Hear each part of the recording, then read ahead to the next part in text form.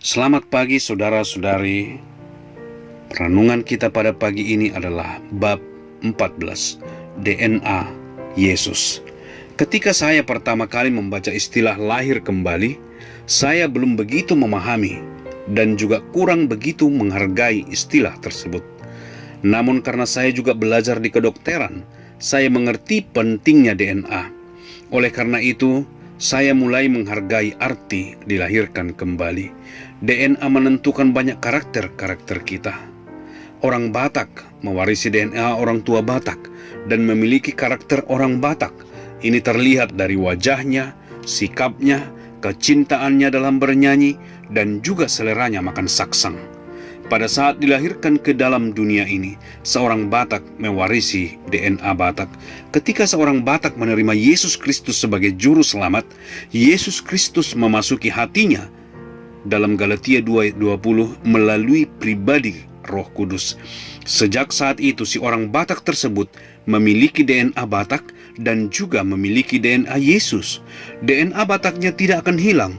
Di sisi lain, DNA yang diterimanya dari Yesus meningkatkan dan memajukan kualitas yang baik dari DNA Bataknya. Setelah dilahirkan kembali, ia akan menjadi orang Batak yang lebih baik lagi. Orang Batak yang seperti Kristus.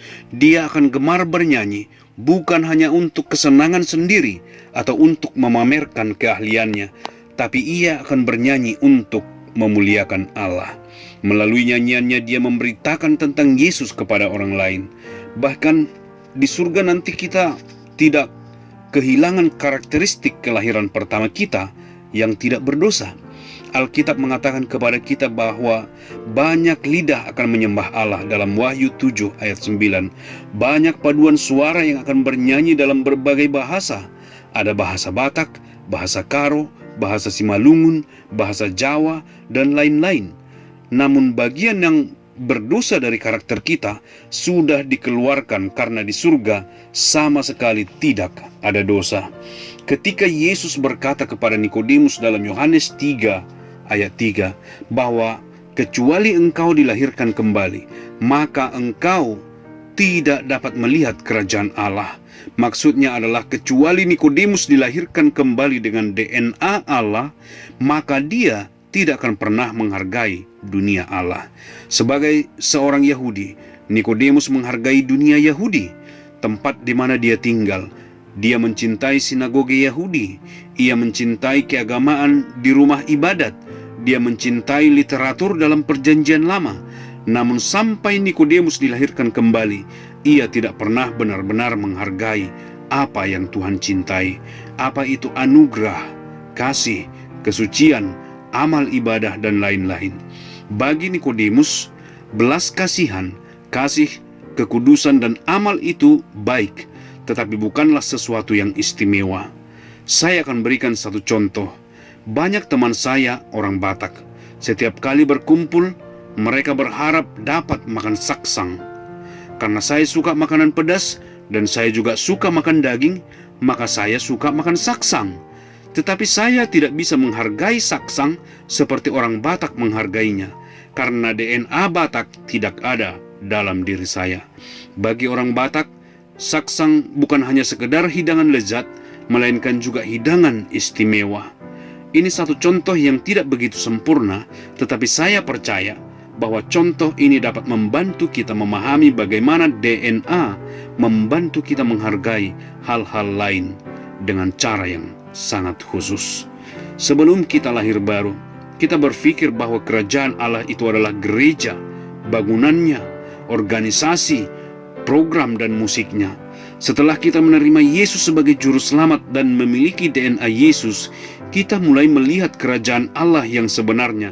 Kita mulai melihat bahwa kerajaan Allah bukanlah bangunannya, bukan pula organisasi, program, atau musiknya, melainkan tentang cinta kasih, pengampunan, membantu orang lain, berbagi kabar baik, menuntun orang yang baru percaya untuk lebih dewasa rohani.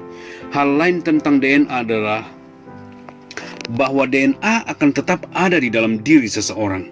Seorang anak yang lahir dengan DNA Batak akan terus memiliki DNA Batak sampai akhir hidupnya.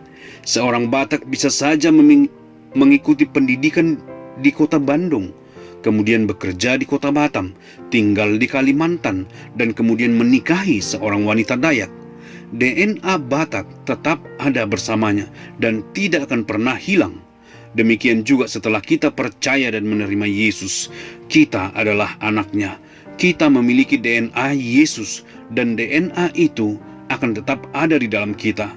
Tidak akan pernah kehilangan sekalipun hidup kita jatuh bangun di dunia ini sebagai orang berdosa yang diselamatkan Yesus.